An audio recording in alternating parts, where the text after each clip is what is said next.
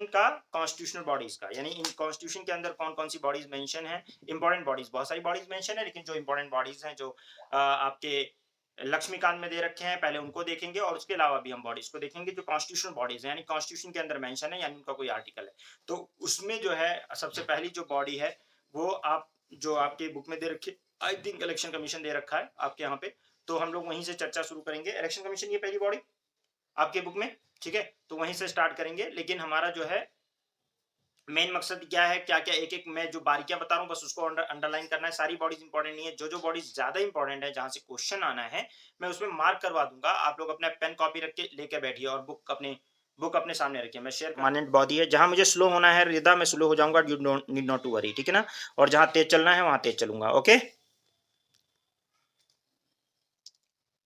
ठीक है, जहाँ मैं कहूँगा मार्क करने के लिए वहाँ पे मार्क कर लीजिएगा। जैसे इलेक्शन कमीशन है, इलेक्शन कमीशन ऑफ इंडिया जो है एक परमानेंट और इंडिपेंडेंट बॉडी है, इस बात को ध्यान रखें, जो कि कॉन्स्टिट्यूशन ने डायरेक्टली मतलब फ्री एंड फेयर इलेक्शन के लिए ये बनाया है, कॉन्स्टिट्यूशन के थ्रू बनाया गया है और इसमें आर्टिकल 324 जो है इसके लिए इम्पोर्टेंट है। आर्टिकल 324 ऑफ इंडियन कॉन्स्टिट्यूशन बोलता है, क्या बोलता है? They provide that the power of superintendence, direction and control of election to the parliament, state legislature, office of president of India and office of the vice president of India shall be vested in the election commission. यानी ये जितने भी bodies हैं इनका election कौन करवाएगा, यानी आपका पार्लियामेंट का इलेक्शन हो यानी एमपीज वाला इलेक्शन, एमएलएज वाला इलेक्शन, प्रेसिडेंट का इलेक्शन या वाइस प्रेसिडेंट का इलेक्शन, ये सब कौन करवाएगा? इलेक्शन कमीशन ऑफ इंडिया करवाएगा। और ये इलेक्शन कमीशन ऑफ इंडिया इसी पर्पज के लिए बनाई गई एक बॉडी है, ठीक है। और इलेक्शन कमीशन ऑफ इंडिया जो है वो ऑल इंडिया बॉडी है, ठीक है, ऑल इंडिया बॉडी है, लेकिन ऑल इंडिया सर्विस में समझ लीजिएगा कि ऑल इंडिया सर्विस हमारे यहाँ दूसरी होती है, सर्विस अलग चीज़ है, ये एक बॉडी है। ऑल इंडिया बॉडी है जो कि सेंटर और स्टेट दोनों में फंक्शन करती है, यानी सिर्फ सेंटर में फंक्शन नहीं करेगी, सिर्फ स्टेट में नहीं करेगी, दोनों में फंक्शन करेगी, यानी स्टेट गवर्नमेंट का भी इलेक्शन यही करवाती है, ठीक है। और इलेक्शन कमीशन ऑफ इंडिया जो है वो पंचायत के इलेक्शन से कंसर्न नहीं है, पंचायत का इलेक्शन और म्यूनसिपैलिटीज का इलेक्शन जो है वो स्टेट इलेक्शन कमीशन करवाता है। ये बात आप लोग नोट कर लीजिएगा, समझ लीजिएगा। मुझे लगता है यहाँ तक का पैरा आपको समझ में आ गया होगा, क्योंकि ये पहले भी मैं बात कर चुका हूँ इस बारे में। गेटिंग? समझ में आया है? कंफर्म करिए, आगे बढ़े। 324 जो है आर्टिकल 324 जो है वो क्या देता है, वो यहाँ से आप लोगों को एक एक पॉइंट को समझना है, अंडरलाइन करना है, ठीक है ना? क्या समझना है? इलेक्शन कमीशन ऑफ इंडिया जो है वो चीफ इलेक्शन कमिश्नर होगा, यानी कि ये ध्यान रखिए बिना चीफ इलेक्शन कमिश्नर के कोई इलेक्शन कमीशन नहीं है, ठीक है ना? ठीक है, बिना सीईसी के चीफ इलेक्शन कमिश्नर के कोई इलेक्शन कमीशन नहीं है, यानी कि चीफ इलेक्शन कमिश्नर एक इंपॉर्टेंट बॉडी है जो कि होना ही होना जरूरी है। तो इलेक्शन कमीशन के अंदर एक चीफ इलेक्शन कमिश्नर होगा और सच number of other election commissioners हो सकते हैं, ठीक है। एट प्रेजेंट हमारे पास कितना है, और ये टाइम टू टाइम, ठीक है, प्रेसिडेंट एज द प्रेसिडेंट में फ्रॉम टाइम टू टाइम इसको फिक्स कर सकता है, यानी कि जैसे हमारे पास इलेक्शन कमीशन एक चीफ इलेक्शन कमिश्नर है, ठीक है ना, उसके अलावा एन नंबर ऑफ जितना मर्जी उतना प्रेसिडेंट चाहे तो फिक्स कर सकता है कि इतने हमारे पास और भी इलेक्शन कमिश्नर होंगे, तो उतने इलेक्शन कमिश्नर और हो जाएंगे। तो यानी कि आपको ये बात समझ में आ गई है कि हमारे यहाँ एक इलेक्शन कमिश्नर तो कंपलसरी है कि ये रहेगा ही रहेगा, ठीक है ना। और उसके साथ साथ जो है एन नंबर जितना मर्जी उतना, मतलब जितने भी नंबर ऑफ जितना प्रेसिडेंट फिक्स कर देगा उतने टाइम टू टाइम उतने इलेक्शन कमिश्नर और हो सकते हैं। तो ये बात समझ में आ गई होगी कि chief election commissioner plus other election commissioners होते हैं। ये बात क्लियर है? क्लियर है? ठीक है। The appointment of the chief election commissioner and such election commissioner shall be made by the president. ध्यान रखिएगा, अपॉइंटमेंट कौन करेगा, इस बात को ध्यान रखें। अपॉइंटमेंट कौन करेगा अपॉइंटमेंट? प्रेसिडेंट करेगा, ठीक है। अपॉइंटमेंट प्रेसिडेंट करेगा, इस बात को याद रखेंगे, चाहे वो प्रेसिडेंट का, चाहे वो चीफ इलेक्शन कमिश्नर का हो और चाहे अदर इलेक्शन कमिश्नर्स हो, उनका जो अपॉइंटमेंट करेगा वो प्रेसिडेंट करेगा, ठीक है ना। When any other election commissioner is so appointed, लेकिन एक बात याद रखिए, कुछ लोग ये समझते हैं इसमें कि चीफ इलेक्शन कमिश्नर का अपॉइंटमेंट तो प्रेसिडेंट करता है, लेकिन अदर इलेक्शन कमिश्नर का अपॉइंटमेंट शायद शायद ऐसा लोग सोचते हैं कि शायद इलेक्शन कमिश्नर करता हो, लेकिन एज चीफ इलेक्शन कमिश्नर करता हो, लेकिन ऐसा नहीं है, वो सिर्फ एडवाइस करता है, प्रेसिडेंट ही अपॉइंटमेंट करता है, इसलिए डोंट गेट कंफ्यूज, ठीक है। चीफ इलेक्शन कमिश्नर जो है वो एज अ मतलब वो एडवाइस करेगा और उसके एडवाइस के ऊपर, ठीक है, वो कंसल्टेशन करेगा और उसके हिसाब से ये इलेक्शन कमिश्नर अपॉइंट किए जाएंगे। एक बात है, ठीक है। तो चीफ इलेक्शन कमिश्नर जो है, जैसे ये चीफ इलेक्शन कमिश्नर जो है ये चेयरमैन बनेगा किसका, अगर इलेक्शन कमिश्नर और भी अपॉइंट होते हैं तो जो कमीशन रहेगा उसका चेयरमैन कौन रहेगा? चीफ इलेक्शन कमिश्नर रहेगा।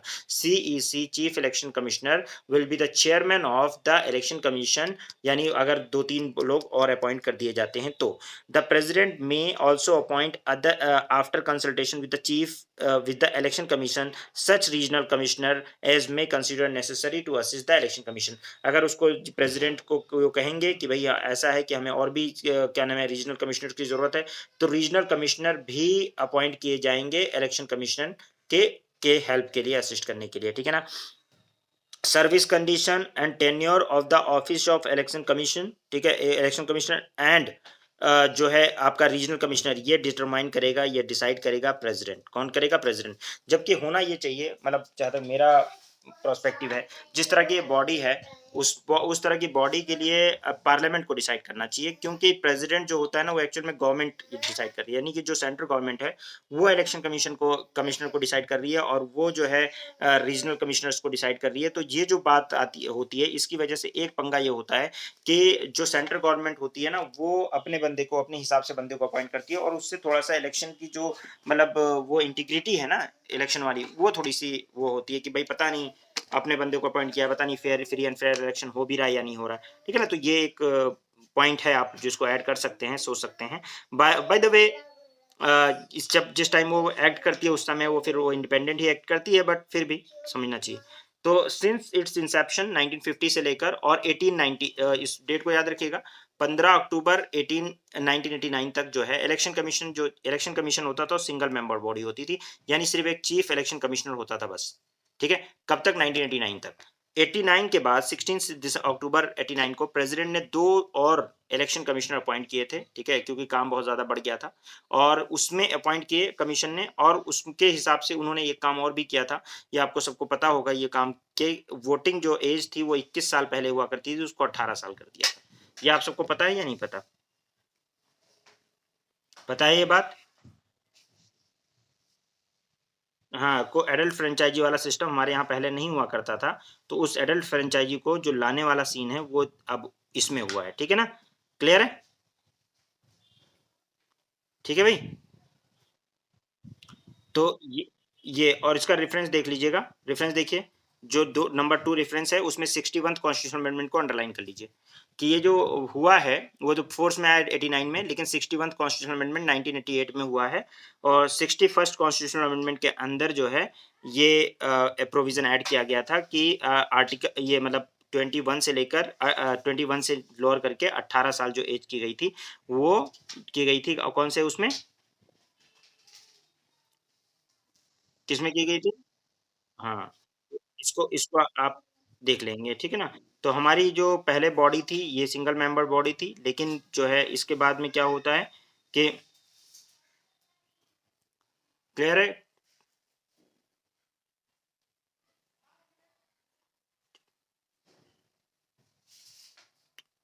अब ये जो है, ये बॉडी जो है 15 अगस्त ये 15 अक्टूबर 1989 के बाद ये फोर्स में आ गया और 2 इलेक्शन कमिश्नर अपॉइंट किए गए। साथ-साथ में जो है ये भी हुआ 16 अगस्त 1989 के बाद 2 मोर इलेक्शन कमिश्नर अपॉइंट किए गए, जिससे और साथ-साथ में एज जो है 21 से कम करके इतनी 18 साल कर दी गई। और ये इसका कॉन्स्टिट्यूशनल अमेंडमेंट कौन-सा है, मैंने कौन-सा मार्क करवाया आपको? ये यहाँ पे जहाँ हुआ है ना, वहाँ पे आप मेंशन कर लीजिए 61st कॉन्स्टिट्यूशनल अमेंडमेंट 8, ठीक है ना?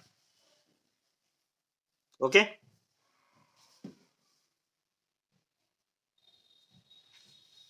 ठीक है। Therefore the election commission function as a multi member body, इसमें इंपॉर्टेंट बातें हैं अंडरलाइन करने के लिए, मैं बता रहा हूँ अभी। Election commission function as a multi member body, एक तो ये हो गया। 3 इलेक्शन कमिश्नर होते हैं इसमें। However the post of election commissioner were abolished in January 1990, और ये एबॉलिश कर दिया कमीशन की। फिर इलेक्शन कमीशन दोबारा से रिवर्टेड अर्लियर पोजीशन में आ गई थी। फिर उसके बाद में 1993 के अंदर अक्टूबर में फिर जो है प्रेसिडेंट ने 2 और इलेक्शन कमिश्नर अपॉइंट किए। सिंस देन अभी तक जो है 2 इलेक्शन कमिश्नर और उसमें साथ में काम करते हैं चीफ इलेक्शन कमीशन के साथ। Election has been function as a multi member body consisting of the 3 election commissioners. ये ध्यान रखेंगे आप कि the chief election commissioner and 2 other election commissioners have equal power. इस बात को अंडरलाइन करिएगा, यहाँ से क्वेश्चन बनता है, क्योंकि ये है ट्विस्ट वाली बात। क्या बात है?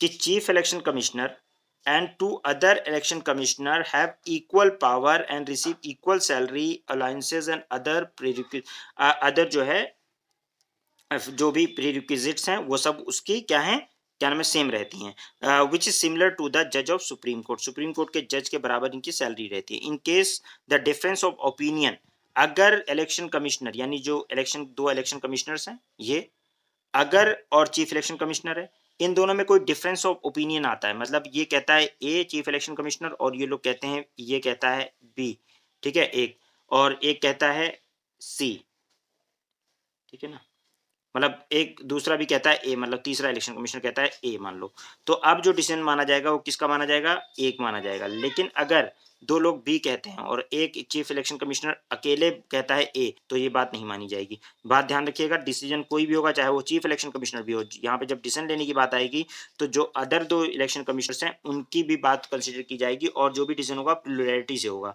यानी कि यहाँ पे जब कोई डिसीजन लेने की बात आएगी लीगल तौर पे, तो वहाँ पे चीफ इलेक्शन कमिश्नर की सिर्फ बात ऊपर नहीं की जाएगी, इसमें प्लुरैलिटी से डिसीजन होगा, यानी मेजोरिटी से डिसीजन होगा। इसमें क्या होता है, in case of difference of opinion chief election commissioner and or two other election commissioner the matter is decided by the commission by majority.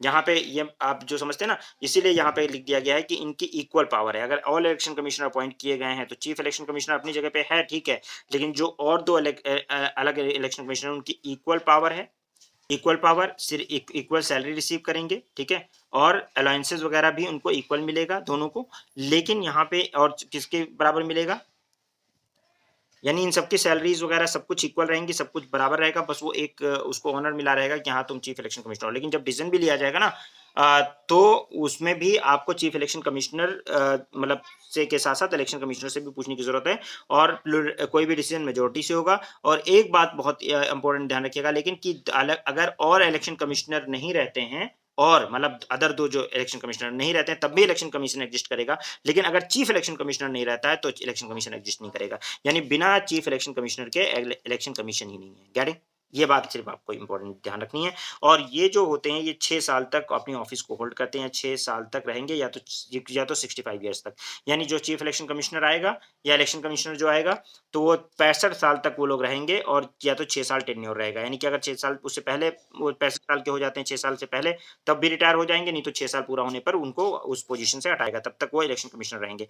और वो किसी भी टाइम कर सकते हैं या रिमूव किए जा सकते हैं, ठीक है ना, एनी टाइम कैन रिमूव और रिजाइन, दोनों चीजें हो सकती हैं, ठीक है। अब ये है यहाँ तक बात तो आपको समझ में आ गई होगी कि हमारे यहाँ मैंने क्या बताया आपको कि चीफ इलेक्शन कमिश्नर के साथ साथ दो इलेक्शन कमिश्नर्स हैं और उनकी सबकी इक्वल पावर है, और आर्टिकल 324 के अंदर ये मेंशन कर रखा है। ये यहाँ तक की बातें समझ में आ गई होंगी। अब यहाँ पे आता है कि इसको इंडिपेंडेंट रहने की जरूरत है, क्योंकि इंडिपेंडेंट नहीं रहेगा, गवर्नमेंट की तरफ से रहेगा तो फिर गवर्नमेंट के फेवर में बात करेगा। तो ये एक बात तो बहुत क्लियरली समझ में आ रही है कि भाई बिना इंडिपेंडेंस के कोई भी बात करना अच्छी बात नहीं है, यानी इनका इंडिपेंडेंस होना जरूरी है, इम्पार्शियल होना जरूरी है। तो article 324 of the constitution made the following provision to safeguard the and ensure the independence and unity of the functioning of the election commission. Chief election commission is provide the security of tenure. Chief election commission को भी security of tenure है, यानी उसको कोई भी ऐसे ही नहीं हटा सकता, जैसे मर्जी होता है ना, जैसे अटॉर्नी जनरल को जब मर्जी तब हटा दो, ऐसा नहीं हटा सकते आप। वो उसको हटाने ग्राउंड को यूज करना पड़ेगा, जैसे जज ऑफ सुप्रीम कोर्ट यूज करते हैं। ये क्वेश्चन भी बहुत आता है कि कैसे हटाया जाएगा, अगर इलेक्शन कमीशन को हटाना है तो कैसे हटाया जाएगा, कैसे हटाया जाएगा। तो उसको हटाने के लिए उसको जज ऑफ से हटाया जाएगा, इम्पीचमेंट करा जाता है, उसी तरह इसका भी होगा, ठीक है ना, ठीक है। स्पेशल मेजोरिटी से दोनों हाउस में रिजोल्यूशन पास होगा, वो सारी कहानी होगी तब जाके होगा, ठीक है ना। और में उसमें ग्राउंड होगा कि प्रूव मिसबिहेवियर एंड इनकैपेसिटी, मतलब उसने कुछ मिसबिहेवियर किया है या इनकैपेसिटी है, यानी कि अपनी पोजीशन का नाजायज फायदा वायदा उठाया है, तो उस केस में फिर लगता है कि उसको इम्पीच करने की जरूरत है तो होगा, ठीक है। और he does not hold the office till the pleasure of the president, though he appoint him। President appoint तो करता है, लेकिन एक बार जब अपॉइंटमेंट हो जाता है तो उसको हटाने के पावर प्रेसिडेंट के पास नहीं है, फिर उसको हटाने का पावर पार्लियामेंट के पास है, ठीक है। बात समझ में आ गई। ठीक है, उसमें रिज़ोल्यूशन पास करवाना पड़ेगा, वो भी स्पेशल मेजॉरिटी से, ठीक है?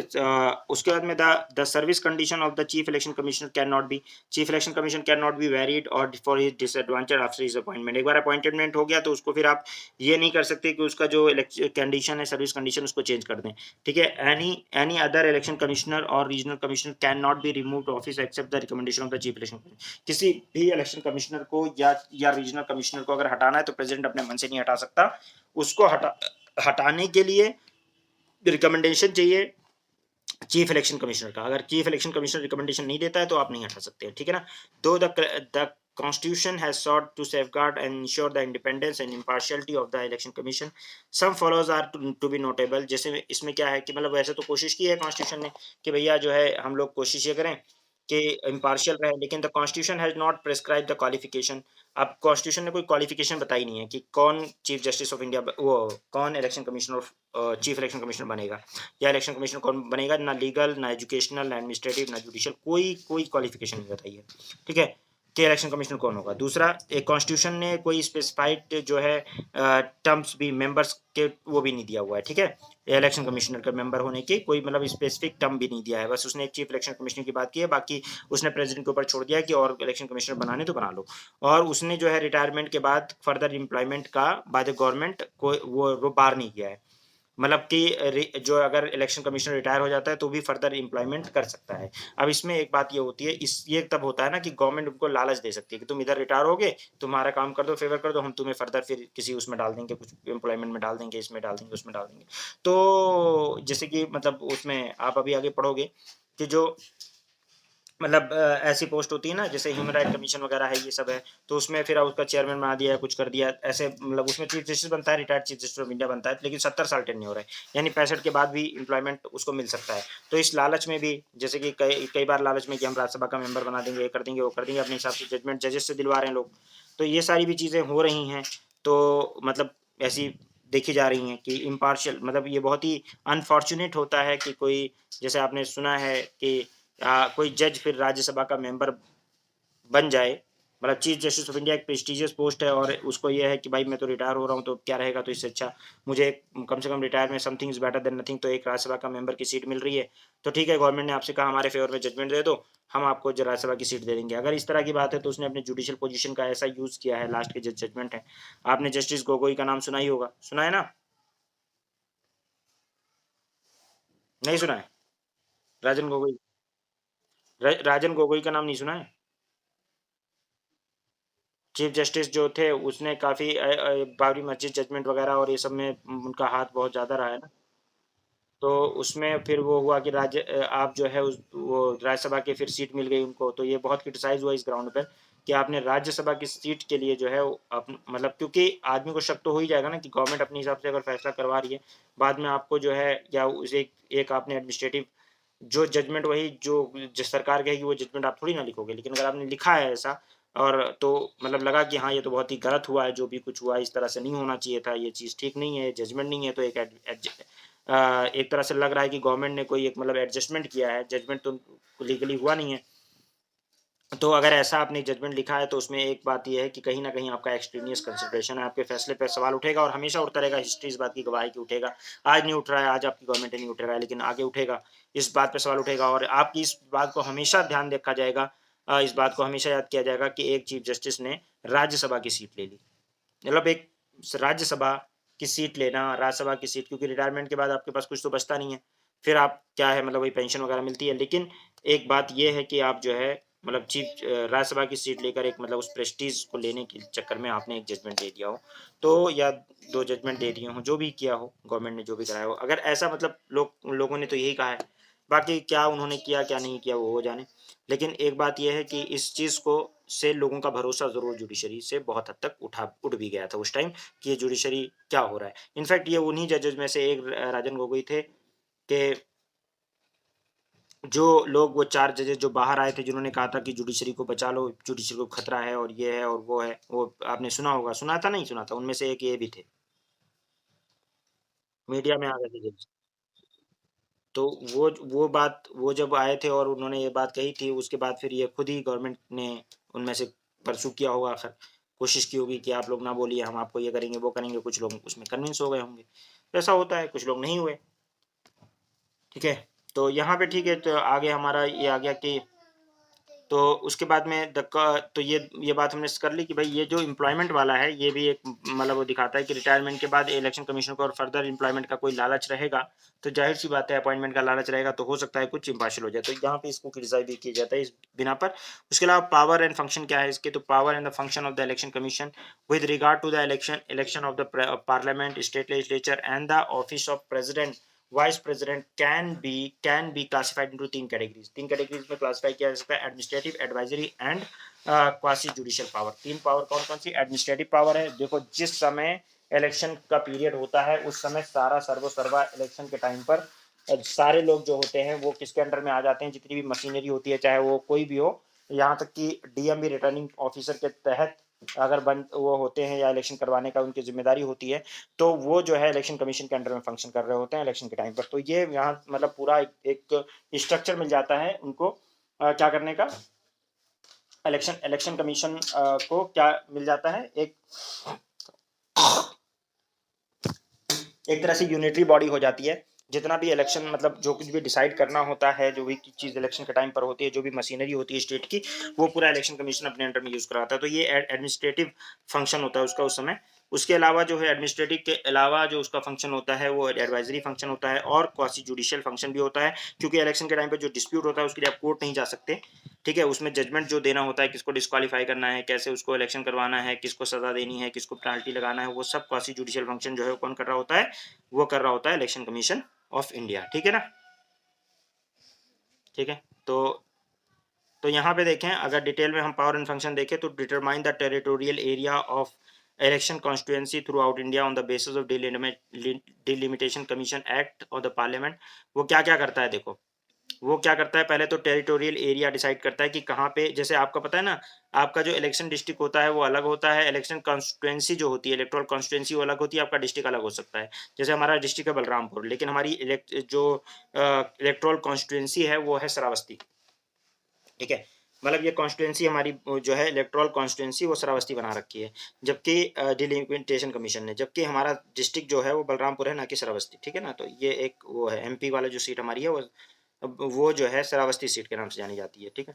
तो to prepare and periodically revise electoral roll and to register all the eligible voters, ये भी काम उसका है कि मतलब इलेक्ट्रल रोल वगैरह बनाना और रजिस्टर करना सारे वोटर्स को, ठीक है। डेट इलेक्शन का शेड्यूल जो है, इलेक्शन का जो शेड्यूल है उसको स्क्रूटनाइज करना, नॉमिनेशन पेपर दाखिल करना, वो सब, ठीक है।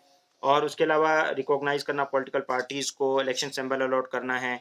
और उसके अलावा जो है कोई डिस्प्यूट हो जाता है पॉलिटिकल पार्टी को, कौन सी पॉलिटिकल पार्टी रिकॉग्नाइज की जाएगी कौन सी नहीं, ये रिकॉग्निशन किस कौन सी पॉलिटिकल पार्टी को क्या दिया जाता है, कैसे दिया जाता है, उसको सिंबल कैसे अलॉट होता है, ये वाला हमारा जो चैप्टर है वो इलेक्शन वाला चैप्टर जो है आपका अगला जो अदर पॉलिटिकल डायमेंशन वाला जो यूनिट है उसमें इलेक्शन के 3-4 चैप्टर दे रखे हैं, उसके अंदर डिस्कस करेंगे हम लोग कि पॉलिटिकल पार्टी रजिस्टर कैसे होती है। लेकिन और नेशनल पार्टी किसको कहते हैं, स्टेट पार्टी किसको कहते हैं, वो सारी बातें हम वहाँ देखेंगे।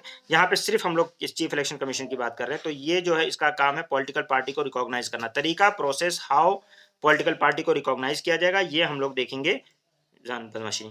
तो ये हम लोग देखेंगे इलेक्शन वाले चैप्टर में, ठीक है। And allotment of the election symbol भी ये करता है, ठीक है।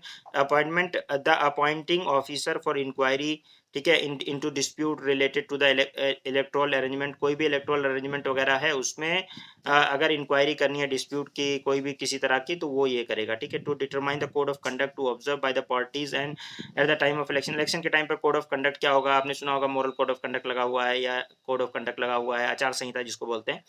तो वो पॉलिटिकल पार्टीज को क्या करना है, कौन से क्या क्या कोड ऑफ कंडक्ट उनका क्या होगा, किस तरीके से वो लोग प्रचार करेंगे, क्या करेंगे, वो सारा जो है ये इलेक्शन कमीशन डिसाइड करता है। To prepare the roster for the publicity of the policies of political parties on the radio and TV in the times of election, जो रोस्टर को publicly roster for the publicity के लिए roster बनाना, ठीक है। Policies of the political parties वो बनाना, radio TV वगैरह पे टाइम देना कि कितना, मतलब किसी भी पॉलिटिकल पार्टीज को टाइम देते हैं ना कि आप अपना अपना बताइए कि क्या मैनिफेस्टो क्या है, आप क्या क्या करना चाहते हैं, क्या चीज़ें, वो सारी बातें आप अपनी बताइए, ठीक है। तो ये सारा जो टाइम वगैरह अलॉट करवाना है ये भी वो करते हैं नेशनल टीवी वगैरह पे, ठीक है। To advise the president in the matter of related to the disqualification of a member of parliament, अगर मेंबर ऑफ पार्लियामेंट का जो है क्या करना है, डिस्क्वालीफाई करना है किसी भी ग्राउंड पर, तो उसको उसके लिए भी एडवाइस करना है प्रेसिडेंट को, वो ये करता है। गवर्नर को डिस्क्वालिफिकेशन ऑफ जो एमएलएज होते हैं